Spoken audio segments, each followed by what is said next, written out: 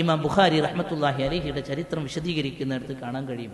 അദ്ദേഹം ഇമാം ബുഖാരി റഹ്മത്തുള്ളാഹി അലൈഹിയുടെ പിതാവ് എന്ത് ചെയ്യുന്നുണ്ട്, കിടക്കുമ്പോൾ മരണാസന്നനായി കിടക്കുമ്പോൾ അദ്ദേഹത്തിൻ്റെ പറ്റി പറയുന്നിടത്ത് കാണാൻ കഴിയും. അള്ളാഹുവിനോട് അദ്ദേഹം പറയുന്ന ഒരു വർത്തമാനമുണ്ട്.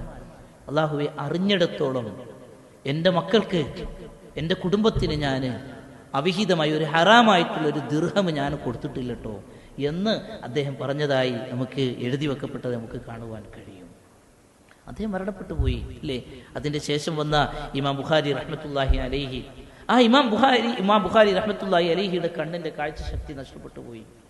ആ കാഴ്ചശക്തി തിരിച്ചു കിട്ടുന്നതിന് വേണ്ടി ആത്മാർത്ഥമായി ഉള്ളുരുകി പ്രാർത്ഥിക്കുന്ന അദ്ദേഹത്തിൻ്റെ ഉമ്മയെ നമുക്ക് ചരിത്രത്തിൽ കാണാൻ കഴിയും. സ്വപ്നം കാണാൻ ഇബ്രാഹിം നബി വന്ന് പറയുന്നത് പോലെ സ്വപ്നം കണ്ടു എന്നാണ്. ഇവരുടെ പ്രാർത്ഥന കാരണത്താൽ കാഴ്ചശക്തി തിരിച്ചു കിട്ടിയല്ലോ. എഴുന്നേൽക്കുമ്പോൾ അന്ന് പിന്നീട് ഇമാം ബുഖാരി റഹ്മത്തുള്ളാഹി അലൈഹിന്റെ കാഴ്ചശക്തി തിരിച്ചു കിട്ടി എന്നൊക്കെ അദ്ദേഹത്തിന്റെ ചരിത്രത്തിൽ നമുക്ക് കാണുവാൻ കഴിയും.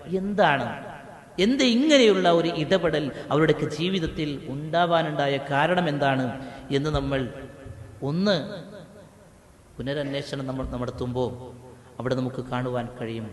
ഈ ഒരു രംഗത്തുണ്ടായിരുന്ന അവരുടെ തഖ്വയായിരുന്നു, അവരുടെ സൂക്ഷ്മതയായിരുന്നു എന്നുള്ളത് നമുക്ക് കാണുവാൻ കഴിയും. ഇമാം ബുഖാരി റഹ്മത്തുള്ളാഹി അലൈഹിയാണ് ഇന്നും ഖുർആൻ കഴിഞ്ഞാൽ പിന്നീട് നമ്മൾ ഏറ്റവും മഹത്തായ പ്രവാചകൻ സ്വല്ലല്ലാഹു അലൈഹി വസല്ലമയുടെ സ്വഹീഹായ ഹദീസുകൾ ക്രോഡീകരിച്ച ഗ്രന്ഥമായി നമ്മൾ പറയുന്ന ആ ഗ്രന്ഥം ഇമാം ബുഖാരി റഹ്മത്തുള്ളാഹി അലൈഹിയുടേതാണ്.